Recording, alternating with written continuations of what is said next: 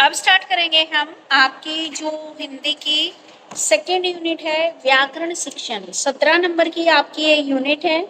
इसमें आप मेन क्या क्या पढ़ोगे, वर्ण परिभाषा एवं वेद।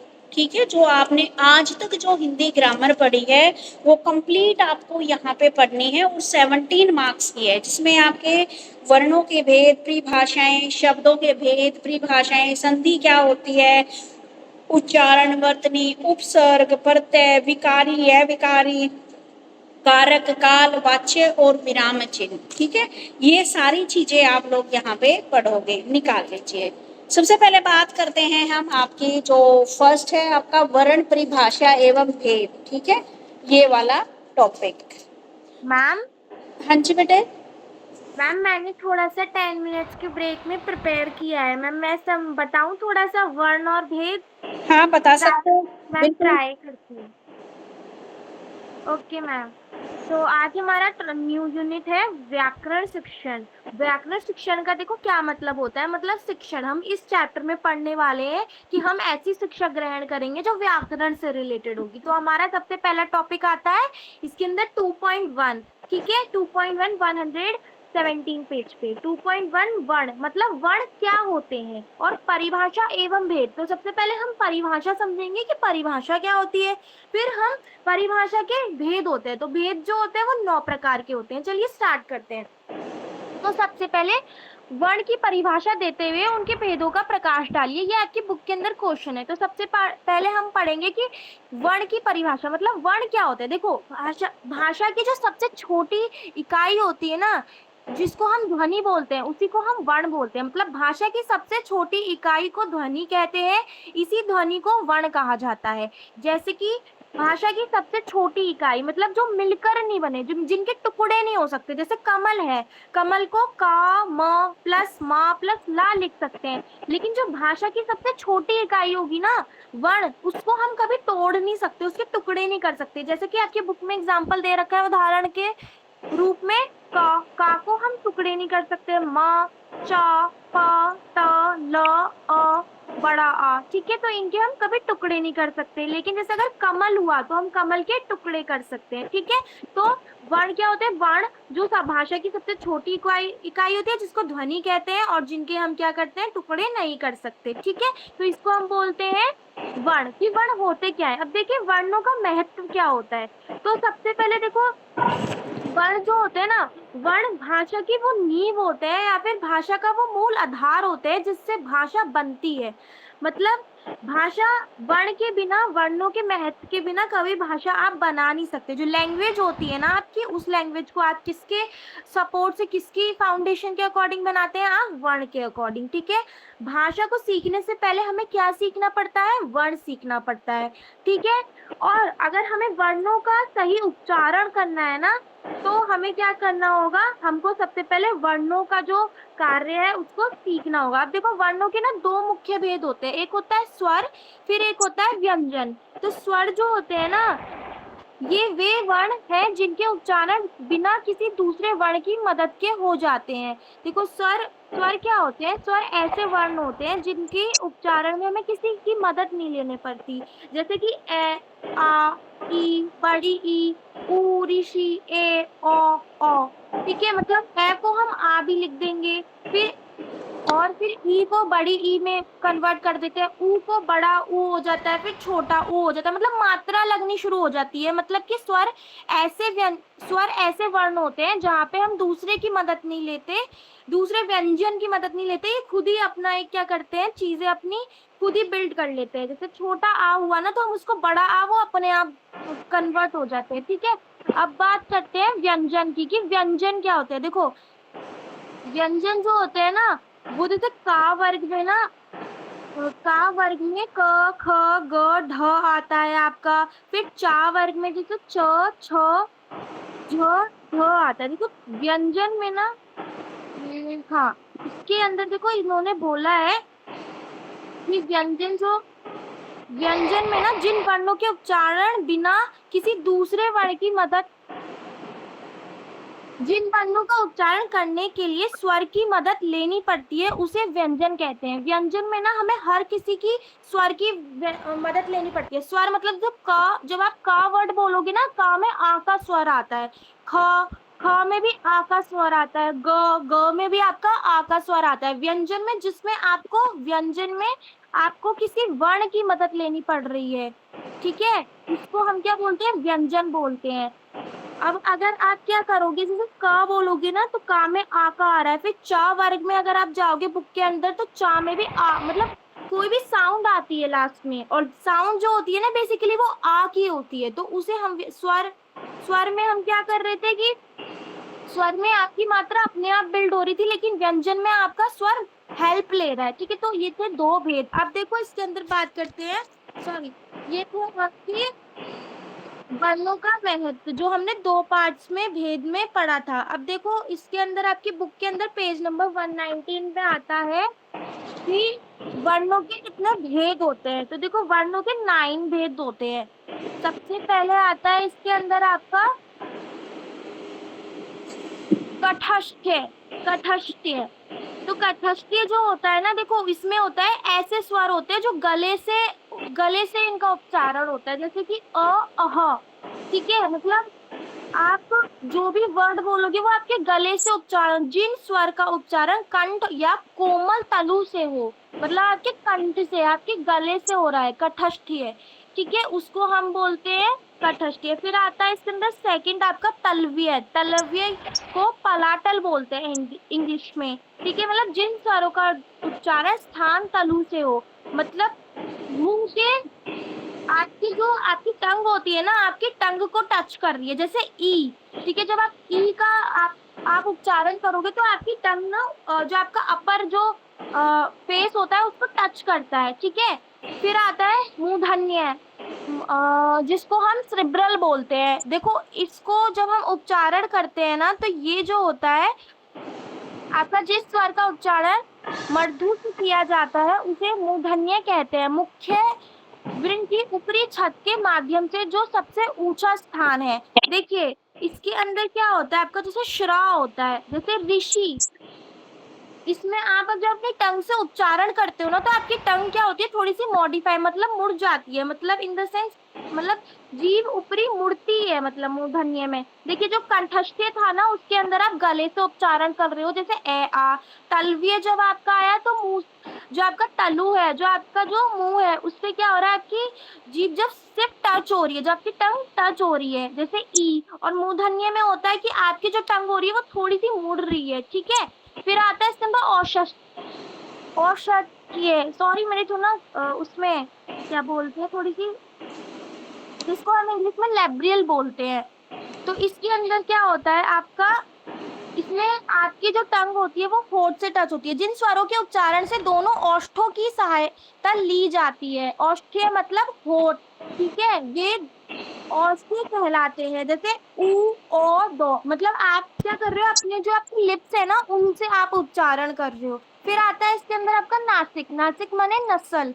नासिक का मतलब होता है ऐसे उच्चारण जो आप नाक की मदद से करते हो, नाक बंद करके अह नहीं बोल पाओगे। अगर हम अपनी जो नोज है उसको हम बंद कर देंगे ना तो हम अह नहीं बोल पाएंगे।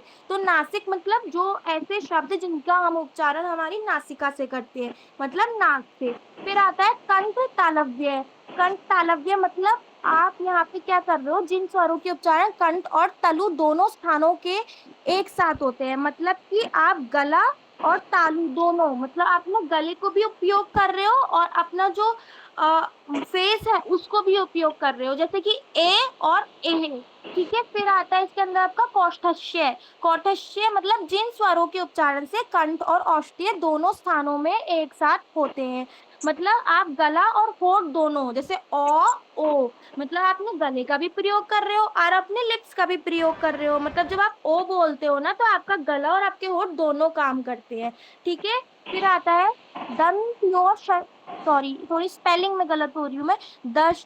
दंत्योष्ठ्य थोड़ा सा डिफिकल्ट वर्ड है, मतलब इसमें जिन स्वरों का उच्चारण दंत और ओष्ठ दोनों से किया जाता है, मतलब जहाँ पे आप दांत प्लस होठ दोनों आप उसमें यूज करो, अपने टीथ को भी यूज कर रहे हो और अपने लिप्स को भी यूज कर रहे हो। वाह, तो देखो हमने 9 भेद पढ़े थे। पहले भेद में बोला था जिसमें आप कंठीय मतलब आप गले से उच्चारण कर रहे हैं, आ तलव्य में आप क्या कर रहे थे, आप अपने मुंह मुंह आप अब क्या कर रहे थे, अपना जो आपका फेस है उसको आप उसकी टंग को बस टच करा रहे थे, जैसे ई। मूर्धन्य में आप क्या कर रहे थे, आप सबसे अपनी जो टंग है उसको थोड़ा सा मॉडिफाई कर रहे थे, जैसे ऋषि। ठीक है, तो जब आप ऋषि बोल रहे हो तो आपकी जो टंग है ना वो थोड़ी सी मुड़ रही है, मतलब मॉडिफाई हो रही है। दंतीय में दांत से होता है जैसे लह। ठीक है। औष्ठ्य में आप होठ का उच्चारण, होठ का प्रयोग करते हैं जैसे उ औ। नासिका में नाक से। कंठ तालव्य में कंठ माने गला और तालव्य मतलब तलु दोनों। ठीक है। फिर कौस्य में गला और होठ दोनों, जैसे औ उ। और दंतोष्ठीय में दांत और होठों का। तो ये थे 9 भेद आपके। और स्वर क्या होता है, स्वर के 2 प्रकार, स्वर और व्यंजन। तो यहाँ पे आपके ये टॉपिक कंप्लीट होता है।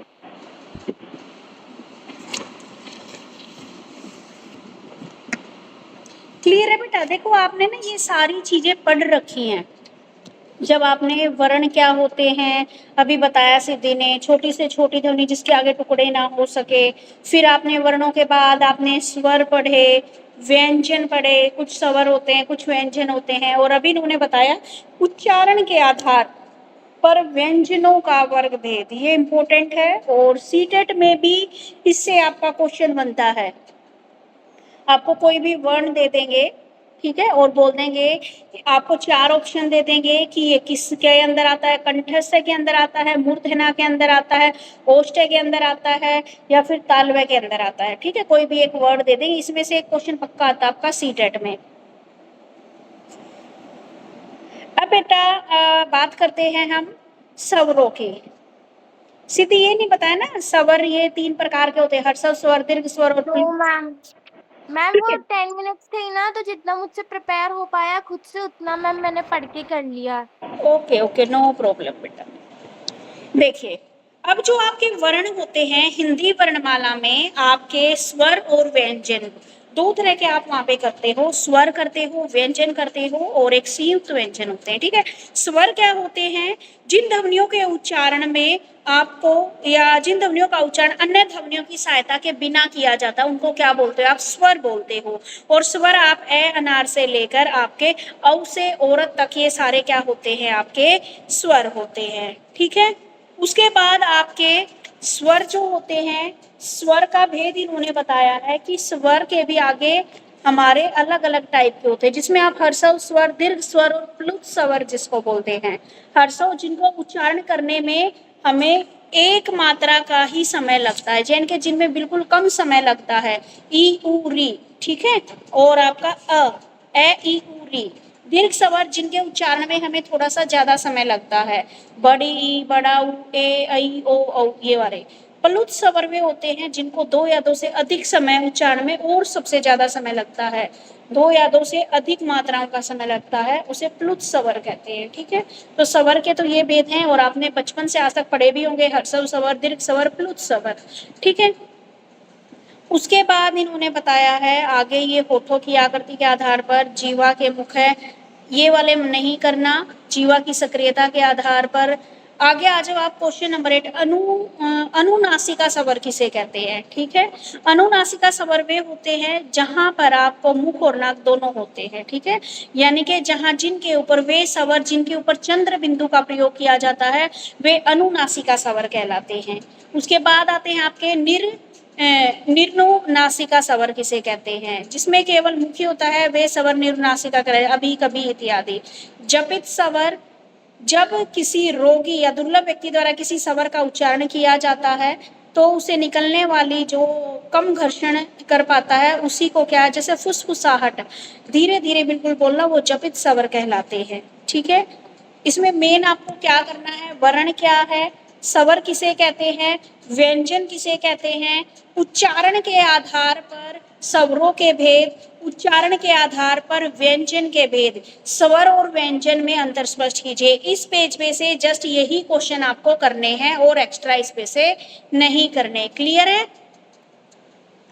अब बताइए मुझे व्यंजन किसे कहते हैं? जिन ध्वनियों के उच्चारण में हम क्या करते हैं, वे वर्ण जो किसी दूसरे वर्ण की सहायता के बिना उच्चारित नहीं हो पाते, जिनमें क्या है हमें उच्चारण करने में स्वरों की सहायता लेनी पड़ती है, उसको हम व्यंजन कहते हैं। ठीक है, उसके बाद आपको स्वर और व्यंजन में अंतर स्पष्ट करना है। आप खुद बताओगे इसको कि स्वर वे होते हैं जिनका उच्चारण हम बिना किसी की सहायता के करते हैं, और व्यंजन जिसमें हम उच्चारण करने में स्वरों की सहायता लेते हैं। फिर उसमें एग्जाम्पल बता देना, आप स्वर में ए आ ई उ, और इसमें आपके क ख ग घ, ऐसे करके उनकी संख्या बता देना आप जितनी है, और इनकी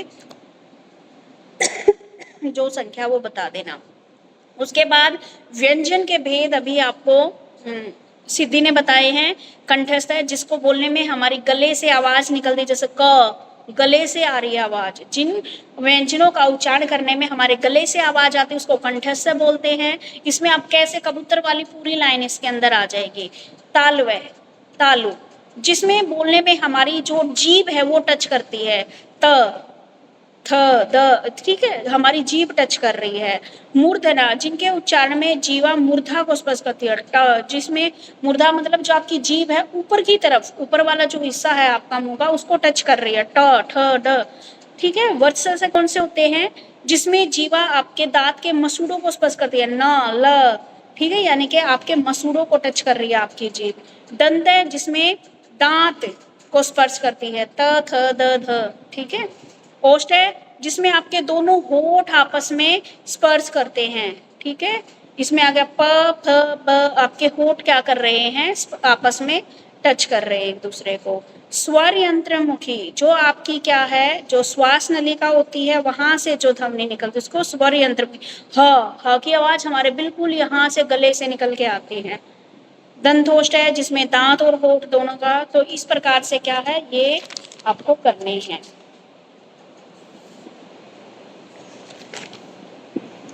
यहाँ तक क्लियर है? वर्ण, उसके बाद वर्ण के दो भेद हैं, स्वर और व्यंजन। स्वर के भी तीन प्रकार है, हर्षव स्वर, दीर्घ स्वर और प्लुत स्वर। फिर आ जाओ व्यंजन किसे कहते हैं। व्यंजन के भी क्या है, आधार है आपके अलग अलग, कंठस्थ है, तालव्य, मूर्धन्य, वर्ष है, दंत है, ओष्ठ है, आपके जिह्वा मूली, स्वर यंत्रमुखी और दंतोष्ठ है। ठीक है, यहाँ तक मुझे बताइए किसी को कोई प्रॉब्लम है?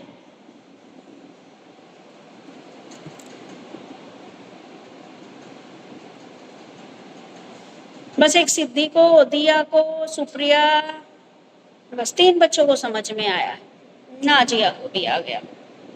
अब तक बेटा आपने ये पढ़ा है, पूरा पढ़ा है, जो व्याकरण आप पढ़ोगे ना वो सारी आपने पढ़ रखी है। आगे देखिए, प्रयत्न के आधार पर, वो तो था उच्चारण के आधार पर, अब प्रयत्न के आधार पर व्यंजनों के टाइप बताइए। ये भी आपका प्रीवियस ईयर पेपर में आया है।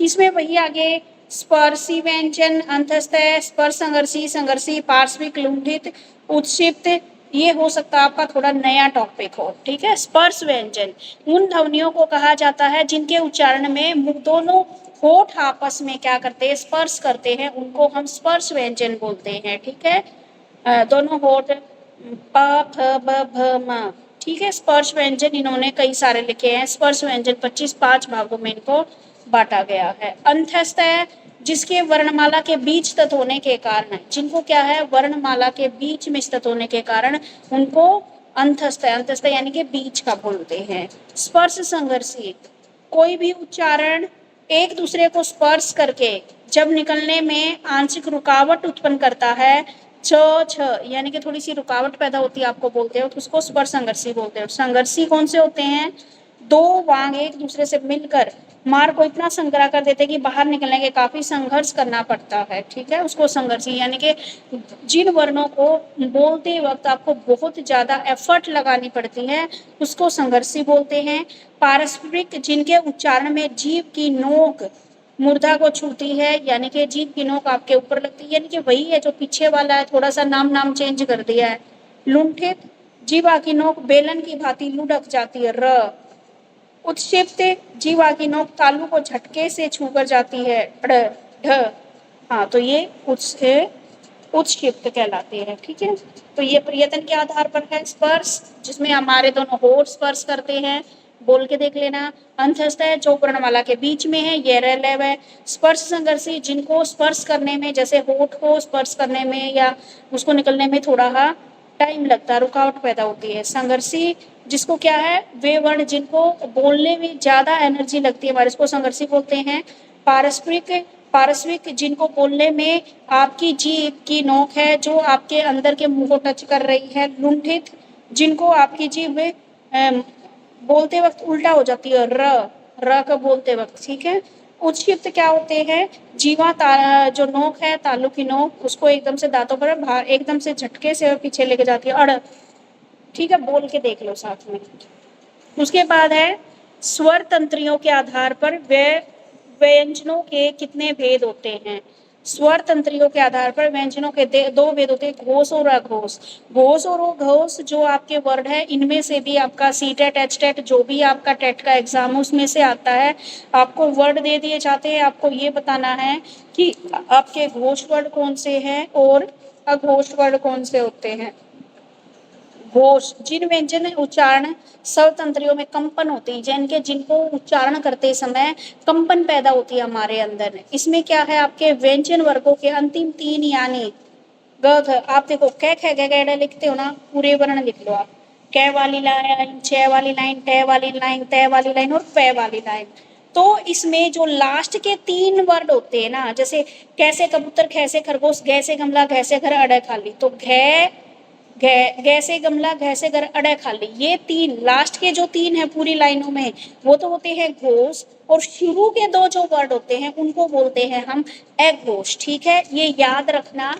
और ये इसमें से पेपर में क्वेश्चन आता है आपका, सीटेट में, एचटेट में पक्का आता है ये क्वेश्चन। ठीक है, तो अब मुझे बताइए, टे और ठे घोष है या अघोष?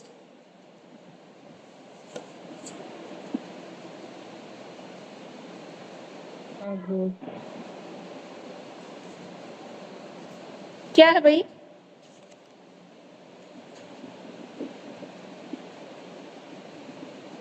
आप सबसे पहले तो ऐसा कर, देखो अब इसमें आपके जो ये व्यंजन है, इसमें लास्ट वाले तीन जो हैं, लास्ट के तीन जो अक्षर हैं वो तो क्या कहलाएंगे, घोष व्यंजन।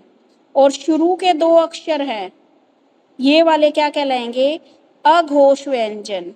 ठीक है, बस यही आपको बताना है कि आपके स्वर तंत्रों के आधार पर दो प्रकार के होते हैं, घोष और अघोष। घोष आपके जिन शब्दों के यानी के जो व्यंजन के लास्ट के तीन अक्षर होते हैं लाइन में, उनको घोष बोलते हैं, और शुरू के दो अक्षर होते हैं उनको अघोष बोलते हैं। हुई बात क्लियर? बिल्कुल इजी है। और एक क्वेश्चन पक्का मिलेगा आपको, नोट कर लेना ये बात, एचटेट सीटेट में बुक में यहाँ पे मैम लिख लिया। शायद पेपर में, यहाँ पे तो पता नहीं आएगा, नहीं आएगा, लेकिन वहां जरूर आएगा। लिख लिया तो चलो अच्छी बात है बेटे। अब उसके बाद आते हैं हम अल्प प्राण और श्वास के आधार पर, जब हम सांस लेते हैं तो उसके आधार पर व्यंजन के प्रकार बताइए। तो उसके आधार पर है आपके अल्प प्राण और महाप्राण। ये भी आता है कई बार, अल्प प्राण और महाप्राण क्या होते हैं। अगर किसी ने ढंग से हिंदी व्याकरण पढ़ी होगी ना तो ये पढ़ाए होंगे मैम ने। अब क्या है अल्प प्राण, जिन व्यंजन ध्वनियों के उच्चारण में प्रवास की बहुत कम मात्रा बाहर आती है, जिसमें श्वास की कम मात्रा बाहर आती है। अब इसने बता दिया क ग अड़ च य ज, यानी कि पहला, तीसरा और पांचवा, ये अल्प प्राण होते हैं। ये भी लिख लेना, अल्प प्राण में क्या होता है, जो अभी बताए थे ना घोष अघोष। जैसे आपने ये लाइन लिखो, क से कबूतर, ख से खरगोश, ग से गमला, घ से घर, अड़ खाली, तो इसका पहला अक्षर क्या है क, तीसरे वाला अक्षर क्या है ग से गमला, और पांचवे वाला अक्षर क्या है अड़। तो इन तीन चीजों को बोलने में जब क्या है हमारा कम प्राण के निकलते हैं, यानी कि कम श्वास निकलते हैं, तो उसको अल्प प्राण बोलते हैं। यानी कि हर एक सीरीज का ओड नंबर 135 उसको क्या बोलोगे, अल्प प्राण बोलोगे। और जिन व्यंजनों के उच्चारण में आपका श्वास अधिक लगता है उसको महाप्राण बोलते हैं। ये होते हैं इवन नंबर, 2 और 4 वाले नंबर पे। ये बता दो मुझे कितने बच्चों के सिर के ऊपर से जा रहा है ये? नहीं मैम, समझ में आ रहा है। क्षिति आपको। अब पढ़ेंगे हम अल्प प्राण और महाप्राण। अल्प प्राण में देखो ये वाला अक्षर, ये वाला अक्षर और ये वाला अक्षर, तो पूरी सीरीज के यही फर्स्ट, थर्ड और फिफ्थ, पूरी सीरीज में ये अक्षर क्या कहलाएंगे आपके? अल्प प्राण कहलाएंगे। और जो ये वाले अक्षर बच गए ख और घ, इवन नंबर वाले आपके क्या कहलाएंगे? महाप्राण। ठीक है, आ गया समझ में? Yes ma'am. ठीक है। अब उसके बाद आते हैं आपके मांसपेशियों के आधार पर दृढ़, मध्य और शिथिल। ये इतना इम्पोर्टेंट नहीं है। जिसमें उच्चारण में मुख की मांसपेशियां दृढ़ हो जाती है उसको दृढ़ बोलते हैं। जिसमें मुख की मांसपेशियां दृढ़ न होकर शिथिल हो जाती है उसको मध्य बोलते हैं। शिथिल जिसमें उच्चारण के समय मांसपेशियां बिल्कुल शिथिल हो जाती है, र ल ये वाले। अयोगवाह कौन से होते हैं? अयोगवाह जिनके ऊपर हम बिंदी लगाते हैं या लास्ट में जो 2 डॉट लगाते हैं उन वाले शब्दों को हम अयोगवाह बोलते हैं। अनुस्वार जिनके ऊपर हम अंक की बिंदी लगाते हैं उनको अनुस्वार बोलते हैं, है ना? अनुस्वार किसे कहते हैं?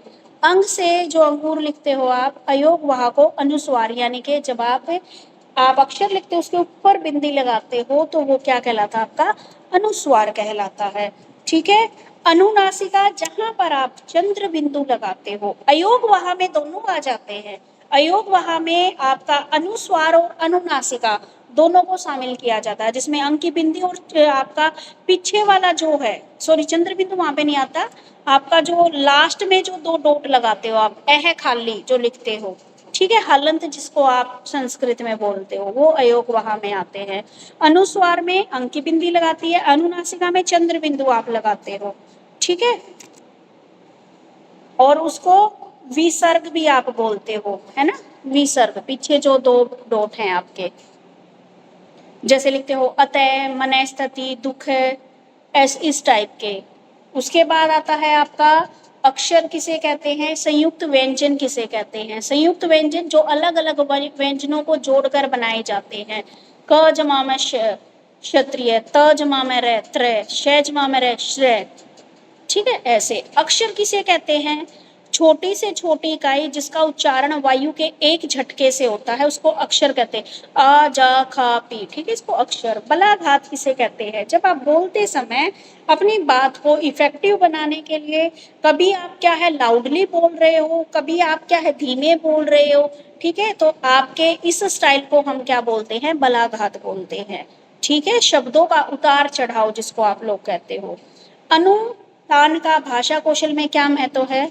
अनुतान, शाब्दिक अनुतान और व्यक्तिगत अनुतान। इसमें बोला बोलने के सुर का जो उतार चढ़ाव होता है उसी को हम अनुतान कहते हैं। अनुतान को बोलने वाले वक्ता को एक ही शब्द में अनुतान का, लिखित भाषा में अनुतान का प्रदर्शन विराम चिन्हों द्वारा किया जाता है।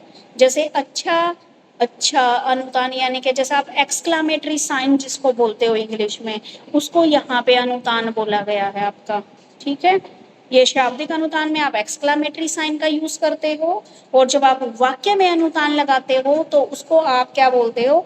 क्वेश्चन मार्क के द्वारा भी आप उसको दिखाते हो। ठीक है, पूरा वाक्य हो जाता है तो वाक्य में भी आप एक्सक्लामेटरी साइन भी यूज करते हो और क्वेश्चन मार्क भी यूज करते हो। संगम क्या है? ये नहीं करना। स्वराघात का अभिव्यक्त कौशल से क्या महत्व है? स्वराघात से शब्दों के उच्चारण में वर्ण विशेष पर दिए जाने वाले, देखो बेटा स्वराघात, स्वराघात का मतलब जैसे बलाघात तो क्या था, पूरे वाक्य में आप उतार चढ़ाव कर रहे हो। स्वराघात में जहां पर स्वर आता है वहां पर आप एकदम या तो लाउड हो रहे हो या एकदम डाउन जा रहे हो, उसी को स्वराघात बोलते हैं। क्लियर है? वर्ण विचार वाला पूरा टॉपिक कंप्लीट हो गया। मैम हमारी बुक में स्वराधार नहीं दे रखा। कोई बात नहीं, समझ में तो आ गया ना? Yes ma'am. ताकि ये कि मैम, हाँ जी बेटे।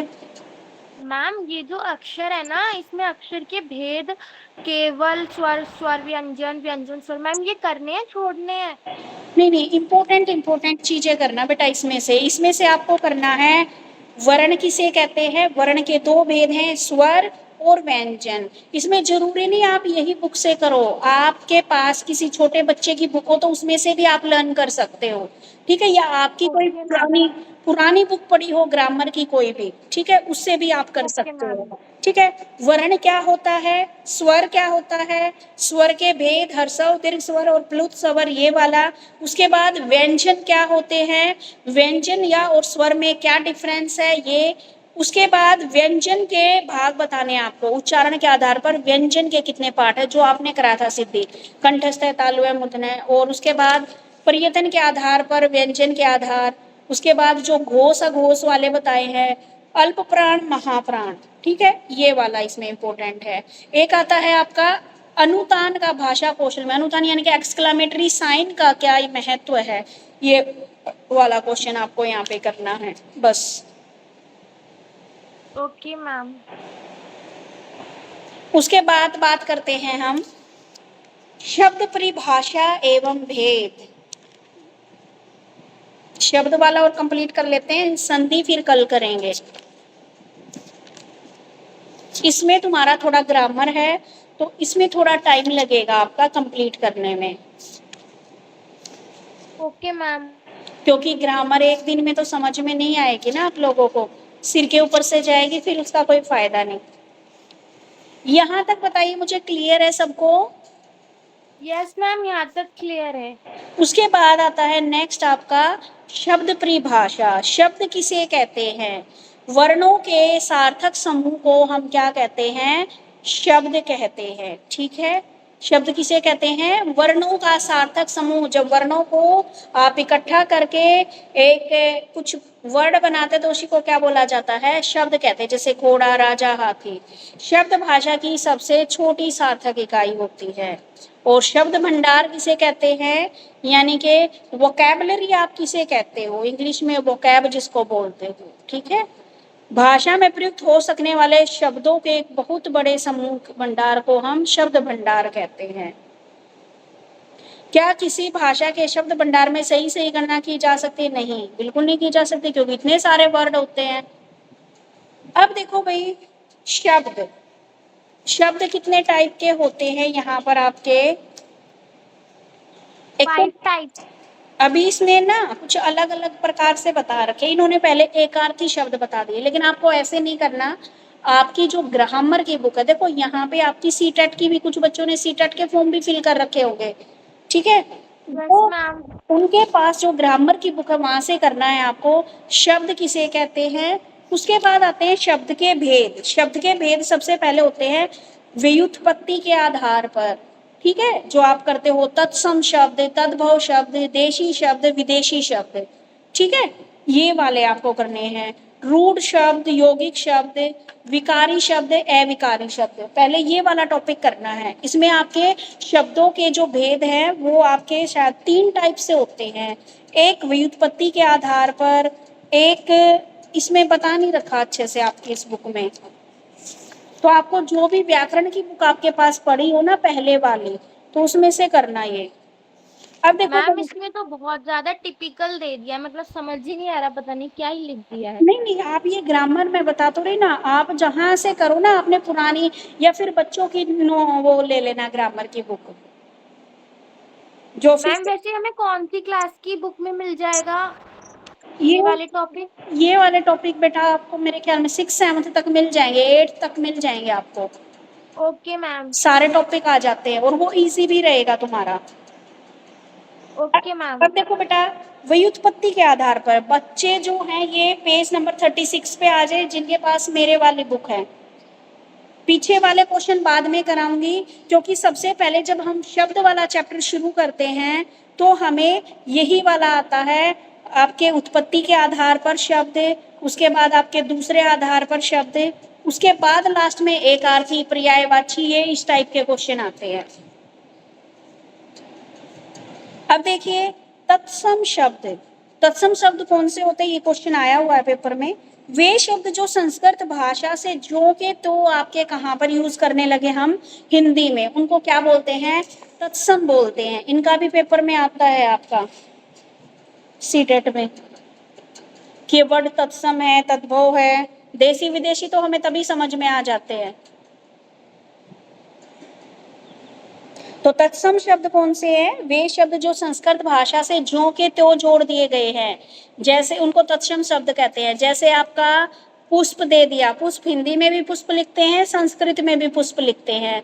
ग्राम, अहंकार, बालक, कन्या, आकाशवाणी, दूरदर्शन, इनको संस्कृत में एज इट इज लिखेंगे और हिंदी में भी वही लिखेंगे। तत्सम शब्द, तद्भव शब्द कौन से होते हैं? संस्कृत के वे शब्द जिनका अर्थ बदल कर हम हिंदी में प्रयोग करते हैं, उनको तद्भव बोलते हैं।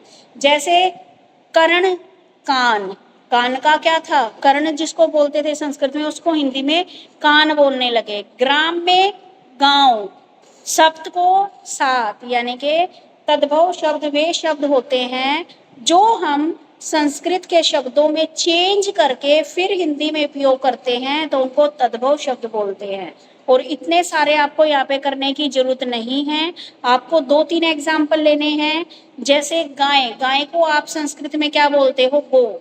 जैसे संस्कृत में गाय को गौ बोलते हैं और हिंदी में गाय बोलते हैं, ठीक है। आज को आधे, 8 को अष्ट, अष्ट लिखते हैं और उसका हिंदी मीनिंग करके हम 8 बोलते हैं, ठीक है। देशी या विदेशज शब्द, वे शब्द जिनका उद्गम संस्कृत से नहीं हुआ परंतु हमारे भारत के गांव में या जनजातियों में बोले जाने वाले शब्दों को देशज शब्द कहते हैं। यानी कि जो हमारी मदर टंग के जो शब्द हैं, उनको जब एज इट इज हम हिंदी में यूज कर लेते हैं तो उनको देशज शब्द कहते हैं। जैसे झाड़ू, लड्डू, टट्टी, पगड़ी, झोला, टांग, लोटा, किवाड़, ये इनको हम ऐसे ही बोलते हैं। हिंदी में भी वही बोल रहे हैं हम। ये देसी भाषा के शब्द है। जब देसी भाषा के शब्दों को एज इट इज हिंदी में यूज कर लिया जाता है तो उनको देशज शब्द बोलते हैं। विदेशज, जब दूसरी भाषाओं के शब्दों को हम हिंदी में प्रयोग करते हैं तो उसको हम कौन से शब्द बोलते हैं? विदेशज शब्द हम उनको बोलते हैं। अब देखो, इसमें से एक क्वेश्चन यह आ जाता है आपको, जैसे अरबी का शब्द दे दिया, एक आता है हर बार। किताब शब्द कौन सी भाषा का शब्द है? आपको ऑप्शन दे देंगे, अरबी, फारसी, पुर्तगाली, जापानी, ठीक है। ये क्वेश्चन बड़ा आता है, किताब शब्द। अब इसमें अरबी फारसी के अल्लाह, आका, आफ्ताब, कलक, कागज, कानून, कैदी, खून खराबा, गत, गरीब, जमींदार, जहाज, जिला, दरोगा, फकीर, बाजार, बेगम, ये सारे। अंग्रेजी के आ गए आपके अफसर, अफसर आ गया, कॉलेज आ गया, कोर्ट, टेलीफोन, टीम, टैक्सी, ये सारी भाषाएं आपके अंग्रेजी के आ गए, ठीक है। उसके बाद साबुन पुर्तगाली भाषा का है, काजू, कारतूस अंग्रेज फ्रांसीसी का है, रिक्शा जापानी है, चाय, लीची चीनी है। एक ये गूगल करके देख लेना, किताब कौन सी भाषा का शब्द है, ये आता है कई बार। शायद अरबी का मिलेगा, ये अरबी का या फारसी का।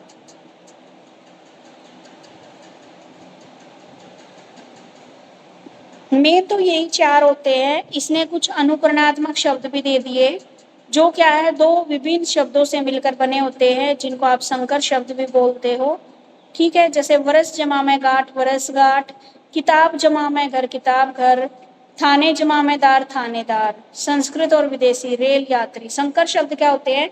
जो हम अलग भाषाओं का हिंदी भाषा के साथ मिक्स करके लिखते हैं तो उनको संकर शब्द बोलते हैं, ठीक है।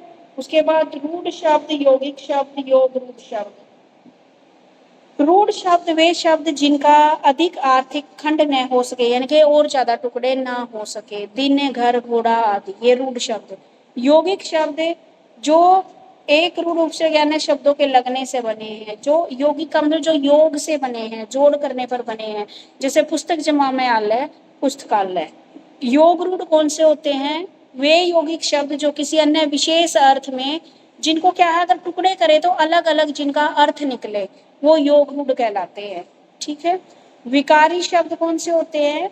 वे शब्द जो लिंग, वचन, पुरुष काल आदि के आधार पर चेंज हो जाते हैं, जिसमें विकार उत्पन्न हो जाता है, वे विकारी कहलाते हैं। विकार का मतलब चेंज, जैसे लड़के का लड़की।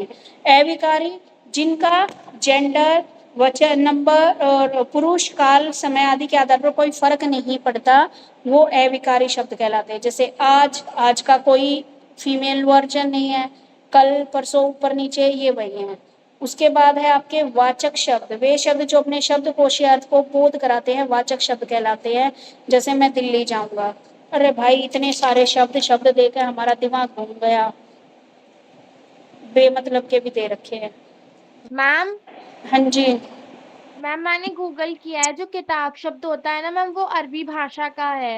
अरबी जिसे का। मूल भाषा में अरबी किताब बोलते हैं, जैसे लिखी हुई चीजें, ग्रंथ, पुस्तक। ये कई बार आ एम रखा है आपका, किताब किस भाषा का शब्द है। अब है भाई आपके रचना के आधार पर भी शब्द होते हैं, जिसमें उपसर्ग, आप प्रत्यय, समास, संधि इनका प्रयोग करते हो। उपसर्ग जो क्या है आपके जो मूल शब्द के आगे जुड़कर नए शब्द का निर्माण करते हैं उसे उपसर्ग कहते हैं। जैसे वी जमा में हार, विहार। और प्रत्यय क्या होते हैं, जो बाद में लगते हैं आपके शब्द के बाद एक कोई वर्ड जोड़कर एक नया शब्द बनाते हो, उसको प्रत्यय बोलते हैं। जैसे बच्चा जमा में पन, बचपन। ठीक है। उसके बाद है समास। समास शब्द निर्माण में समास की महत्वपूर्ण भूमिका होती है। परस्पर संबंध रखने वाले दो अथवा अधिक पदों के मेल से उत्पन्न विकार को समास कहते हैं। विद्यालय। संधि दो या दो से अधिक वर्णों के मेल से उत्पन्न विकार को संधि कहते हैं। ये अलग अलग आप करोगे बेटा, समास भी करोगे, संधि भी करोगे। उपसर्ग और प्रत्यय भी आएंगे आपके अलग अलग चैप्टर के हिसाब से भी आएंगे। ठीक है। उसके बाद और क्या क्या दे रखे हैं आपको, एकार्थी शब्द कौन से होते हैं। एकार्थी जिनका एक ही अर्थ होता है। ठीक है। जैसे अहंकार, घमंड। ठीक है, उनको एकार्थी शब्द। अनेकार्थी जिनके सामान्य एक से अधिक अर्थ निकलते हैं उनको अनेकार्थी। जैसे अंबर, वस्त्र, आकाश, कपास।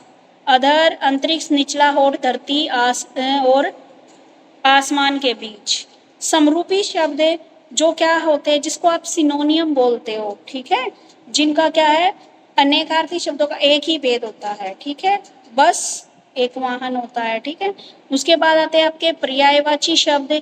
पर्यायवाची शब्द जिसके एक ही अर्थ का बोध कराते हैं। शब्द अनेक होते हैं लेकिन अर्थ एक ही होता है। अग्नि, आग, पावक, वहिनी, वैश्वानर, दहन, अनल, कुशाणु। आपको ना पर्यायवाची शब्द भी पढ़ने चाहिए, क्योंकि इसमें क्या है आपका सी टेट में ये आता है, कोई भी वर्ड दे दे और उसमें बोल देंगे, मान लो आंख का ही दे दिया, आंख में ऐसे ऐसे आपको ऑप्शन देंगे, नेत्र, लोचन, नयन नहीं देंगे क्योंकि ये तो आपने पढ़ रखा है। आपको दे देंगे दृग, अक्षी। ठीक है। इस टाइप का कोई सा एक दे देंगे कि आंख का पर्यायवाची कौन सा है। आप ऐसे उलझ जाते हो कि हमें समझ में ही नहीं आता। विलोम शब्द कौन से होते हैं, जो एक दूसरे के विपरीत अर्थ देते हैं।